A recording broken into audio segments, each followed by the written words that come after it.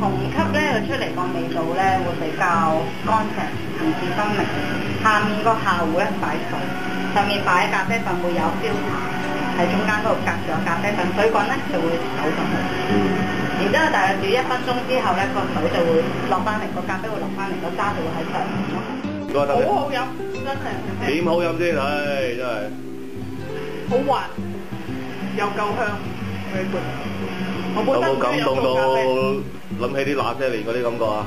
冇睇那些年，咖啡嘅那些年，飲咖啡。咖啡有，咖啡都識到女仔，識到男仔噶嘛。係，以前風大就係攞嚟溝女用嘅。啊，好，哇，好。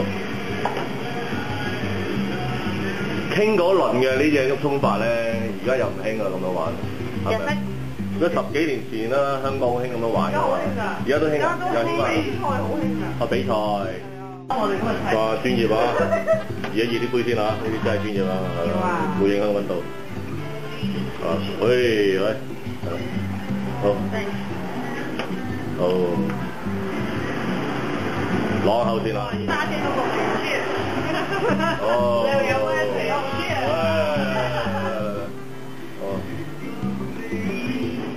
吸到杯杯唔一樣，所以你成日要飲嘅 keep 住自己水準啦，你會知道自己呢杯煮得好唔好啊嘛。咁唔好你會知道咩地方咯，唔會咁少少，咁自己都會想飲嘅。有時煮開個客嗰杯自己又想飲咁煮嘛，係嘛？唔使洗一次。香喎，係啊，個豆香味會好舒香。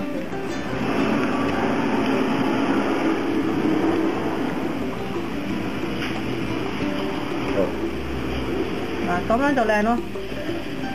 好多嘢。果然咖啡師啊！果然咖啡師啊！誒係喎，真係杯紅級真係分2級過係嘛？你呢個好飲啊！有冇佢個奶好滑？即係啊，有好特別呢個字係專登自己。哦，唔係呢個係因為澳門物資短缺啊，有。然之後朋友去意大利嗰陣時候逼佢買。哦，係佢我就拍咗佢咁樣。幾靚呢隻？係啊。即係喺意大利買翻嚟啊？係啊。